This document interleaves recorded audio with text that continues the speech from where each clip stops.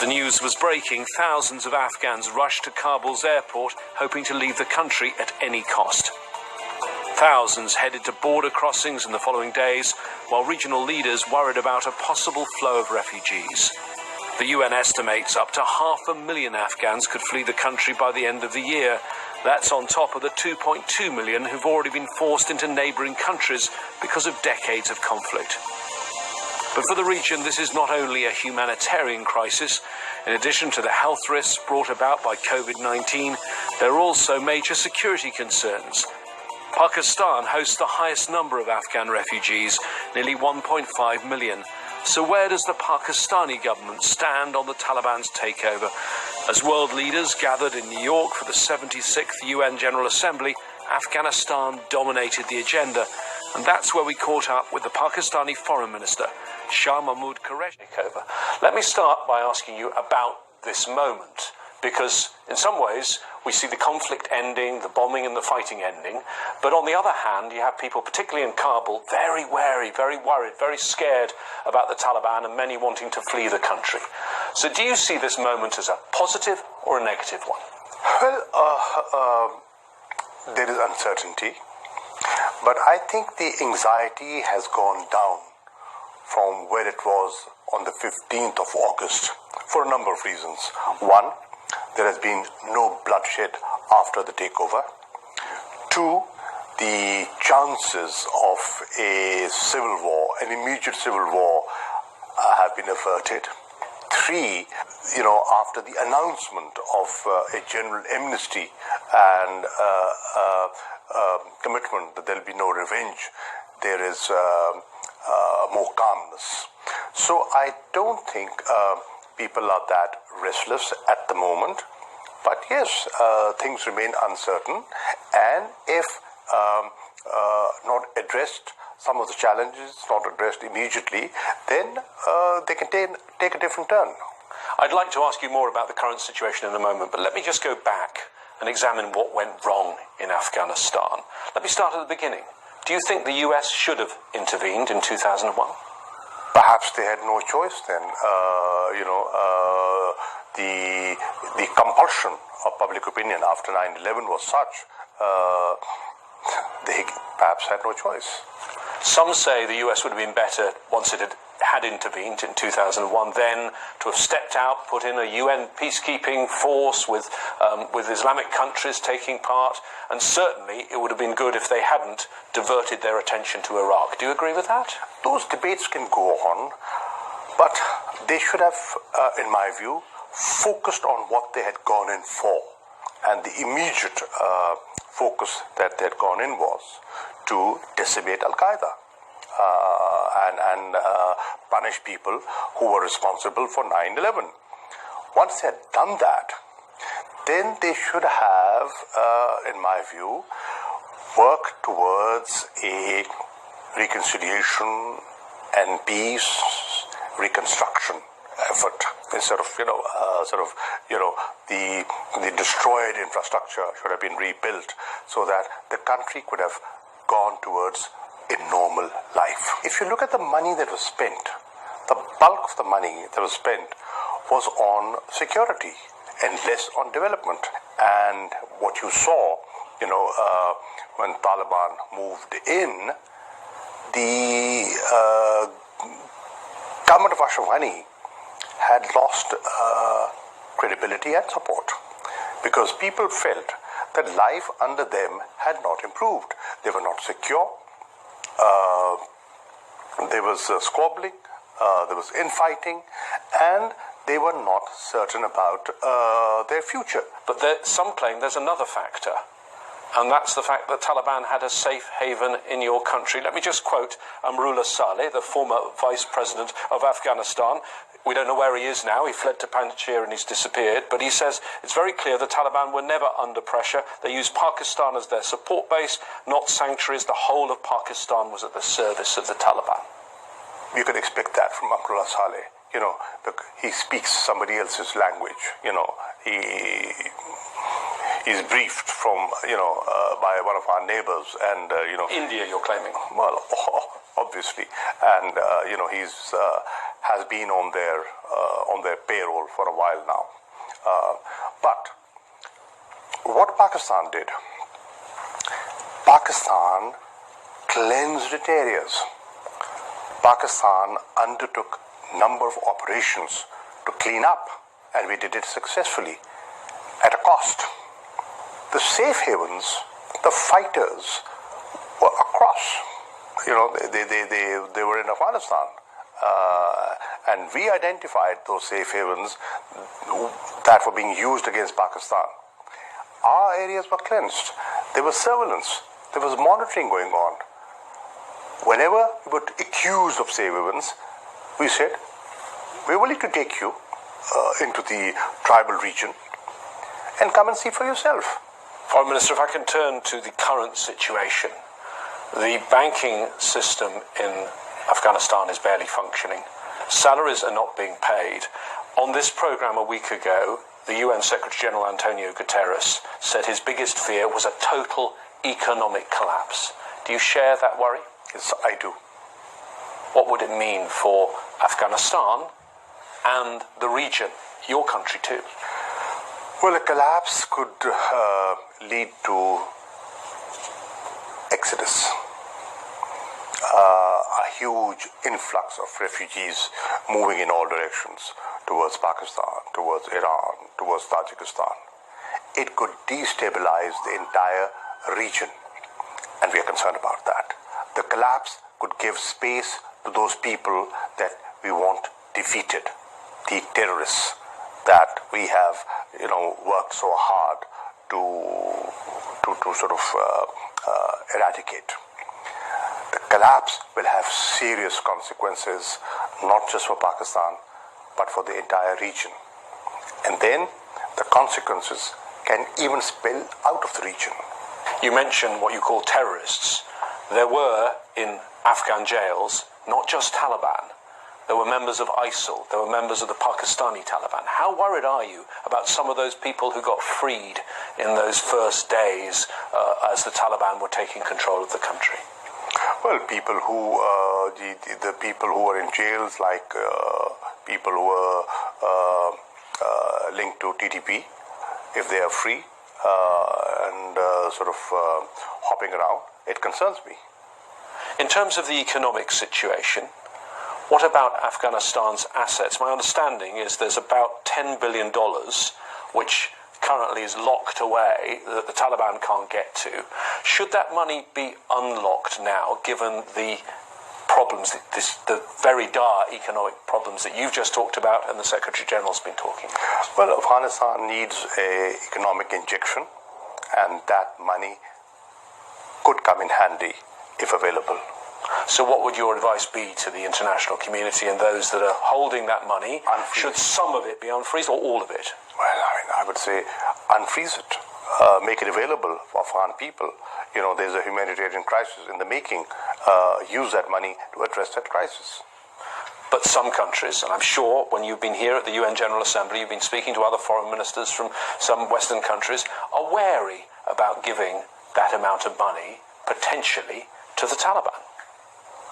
There can be ways and means devised to ensure that the money gets to the needy and is not misused. How do you make a mechanism that does that? Well, the UN can play a role. Let me ask you about the Taliban and what they've done so far. They came in promising an inclusive government. They were talking to figures like the former president, Hamid Karzai, the former chief executive, Dr. Abdullah, and yet they came out with a cabinet that was all Taliban. What happened to those talks? It seems that they are not unaware of including other ethnic groups, but to build a consensus, it takes time. It takes time. And the initial interim announcement was purely, Pashtun. But then the additions that they've made later on. The junior ministers. But that's inclusion. and that level can go up and there can be more inclusions.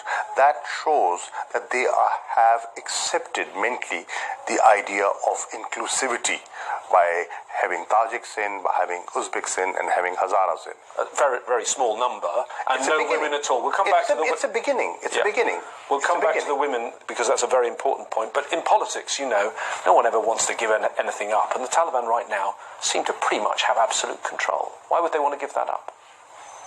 For stability of their country, for reconciliation within Afghanistan.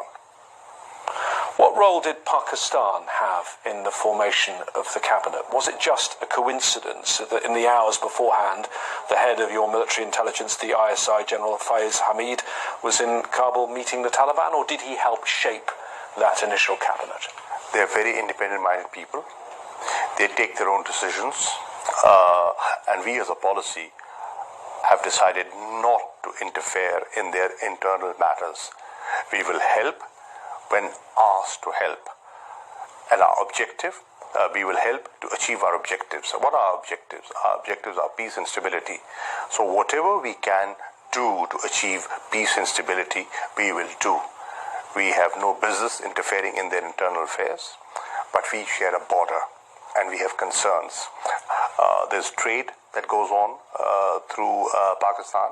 The growing footprint of Al-Qaeda and other terrorist organizations is of concern, and if General Faiz was in Kabul to address those concerns, it was but natural. So it was just a coincidence he happened to be there in the hours before the cabinet was formed, because many people thought he was there trying to negotiate. I don't know whether he was trying to negotiate for figures that Pakistan favoured, or whether he was trying to negotiate for a more inclusive government, but that's certainly the speculation. You say that's wrong. Pakistan has been advocating for a more inclusive approach. In terms of that Taliban cabinet, it's all Taliban. Some observers of the Taliban say it's not only all Taliban, it's hardline Taliban. The ones in the key positions are the ones that were fighting, rather than the ones that were negotiating in Doha. For example, Mullah Brada, who was the main negotiator, has ended up as the deputy prime minister, yet he was the most prominent figure in the negotiations. Do you see this as a hardline Taliban cabinet? It's a compromise. In politics, you make compromises. You have to accommodate all points of view, and both sides have been taken in. In terms of the Taliban now, as you know, there have been all sorts of reports, and we haven't been able to confirm them, so I'd like your view on it, of rows, division in the Taliban, even angry rows with a threat of violence. Let me quote you something that was said by the UN Secretary General recently at the beginning of the P5 meeting, the permanent members of the Security Council. He said, Afghanistan is unpredictable. We see a struggle for power within the Taliban leadership. What's Pakistan's assessment? There's a struggle for power in every democracy. There's a struggle for power in every society, and Afghans are no different. Of those cabinet members, there are 33 main members of the cabinet. Many are on the UN sanctions list. What should the UN, in your view, do about that? It includes the Prime Minister, 2 Deputy Prime Ministers, the Foreign Minister. Should those sanctions now be lifted at this stage so that you can engage better with the Taliban? Well, in the talks that they were having with the US, which led to a peace agreement with the US and then commenced intra-Afghan negotiations, one hears that there was talk of delisting people who are on the sanctions list. Now, to what extent that commitment was made, Mullah Brother and Zalmay Khalilzad should know better. The other thing that we've noticed about the cabinet is that there are no women in the cabinet. Right now, women are not really being allowed to go around about their normal business. They're not allowed to go to their jobs. We've seen that boys are going back to school, girls are not. No, I disagree. My information is that girls are going to school, girls are going to college. They have not been restricted, but yes, they can be accommodated in the cabinet, and who knows, tomorrow they feel the need and have some inclusion. That might be a good idea. Certainly I'm getting different information from you when speaking to people in Kabul who say that most women finding their lives very restricted. They're not allowed to go out without male companions, and that most girls' schools are not open. What I've heard, they're not open because of different reasons. You can't pay salaries to teachers. The schools need teachers. So if you don't have teachers, how do you function schools? There are other, problems. It's not just a ideological reason. They have said so, that they will not prohibit girls from going to school, and I hope they live up to it. Well, yeah, I'd like your view on that, because Pakistan is a country where women can go about their normal business. You had a woman prime minister, and I know you served for her. Yes. for a time. What do you think about restrictions that the Taliban are placing on women and women employment? I heard, and correct me if I'm wrong, that they asked people who were in service to come back and work. They did initially. But, yes. but my understanding is that many women are not being allowed to return to their actual jobs. They said that initial statement, but women are not being invited back to employment. I have not heard of any restriction per se, but perhaps they, with the passage of time, they would sort of gain confidence, and you have to understand there is a trust deficit, and it takes time to bridge the trust deficit. In terms of Pakistan, you have that very long border with Afghanistan. You're one of the neighbours, but you're the one that has had more refugees than any other. You've got 2,600 kilometres border. It's currently closed to most Afghans. Why is that? The border's open. It's not closed. It's not closed. Only if you have the right paperwork can you cross. Most people cannot. The question is, would you allow people into your country without a passport, without documentation, without visas? Just tell me. You don't. There are certain norms that you have to follow. There are certain norms all over the world, but as you know, that Afghan-Pakistan border has been a pretty porous border for decades, and there are families that live either side of it. When the border was porous, we paid a price, and we were accused that people cross from this side, and create trouble over there, and we eventually fenced the border, and now we have fenced the border for better management and regulation. One figure that you know well, I know, the former Pakistan ambassador to the US, Hussein Haqqani, warned even before the Taliban takeover that this would be a Pyrrhic victory for Pakistan. He said there would be a violent blowback with the Pakistani Taliban attacking targets inside Pakistan. How concerned are you about that coming to pass? Well, I think the Taliban have made a clear commitment that they will not allow their soil to be used against anyone, and that includes Pakistan, for terrorist purposes. And I hope they live up to that promise. We have, though, a huge amount of weaponry in Afghanistan. Some of the most sophisticated weaponry, which was either left behind by the Americans or was in the hands of the Afghan army, and it is now there in Afghanistan. I'll give you an example. It's never good making comparisons with different countries, but just look what happened in Libya after the fall of Gaddafi and the way that destabilized the Sahel region. Do you have worries about all that weaponry flooding the area? If it gets into the wrong hands, yes, it'll concern me. Obviously, it'll concern me. It'll affect, the law and order situation in my country. Yes, that is why we are urging the international community to engage with the new reality so that things do not fall apart, so that there is semblance of order. One worrying report is about the Taliban justice. Mullah Turabi, who was the former head of the religious police of the Taliban before, apparently now is in charge of the prisons. In a recent interview, he signalled they're going to go back to public executions and amputations for crimes. What do you make of that? I am not aware of that. I'm not aware of that. That is not the sort of Afghanistan you'd like as a neighbour, though, I'm guessing. Not at all. Not at all. In terms of the security situation inside Pakistan, you had that bloody campaign of terrorist attacks from 2007 to 2014. How is the security situation right now? And I'm asking in part because, as you know, it seems a bit flippant to bring up cricket now after all these heavy subjects we've talked about. But, you know, both New Zealand and England have cancelled their plans to play in Pakistan because of the security situation and threats, but they haven't disclosed what those threats are. I wish they did.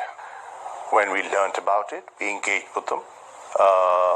We assured them of security and protection, and to reduce their anxiety and to make them feel more protected. We also suggested that we will have these stadiums empty, right? But let the game go on. But they pulled back. It was disappointing. What effect do you think what's happened in Afghanistan could have on the regional dynamics? Because yours is a difficult region and your relationship, particularly with India, is difficult. A very strained relationship, particularly concerning Kashmir. Well, I hope India stops playing the role of a spoiler. India has been playing the role of a spoiler in Afghanistan, and they have not been helpful in the peace process.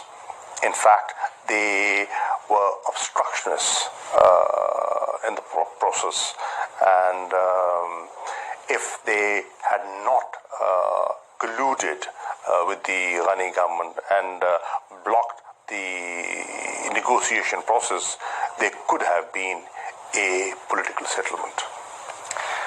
Pakistan is a democracy. You've had periods of military rule, but you seem to be on a pretty stable path of democracy right now. Afghanistan was a democracy from 2004. Yes, maybe a flawed democracy.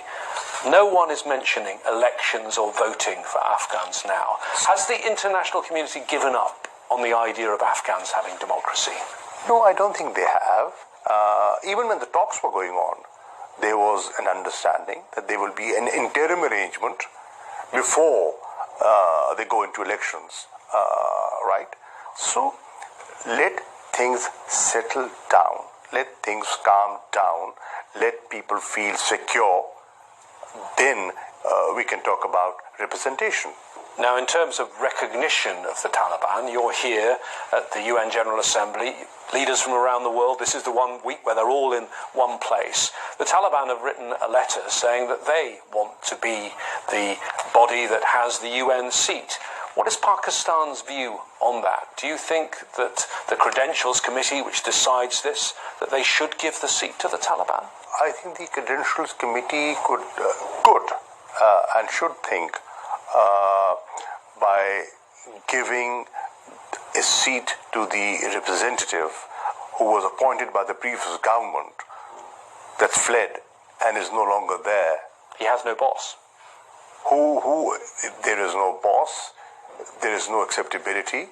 The rulers the authorities in Kabul do not recognize him. What role can he play? Who does he speak for? It's just a very practical way of looking at things. Who does he represent? So that's the UN seat. Pakistan also has to decide as a country whether to recognize the Taliban as the government of Afghanistan. Last time the Taliban were in power in the 1990s, you were one of just 3 governments that recognized the Taliban. What are your thoughts on that? Because that will be a decision for you and for your Prime Minister Imran Khan. Do you think it is time soon to recognize the Taliban? We are watching, we are observing as things unfold, and we will take that decision at an appropriate time. Shah Mahmood Qureshi, Foreign Minister of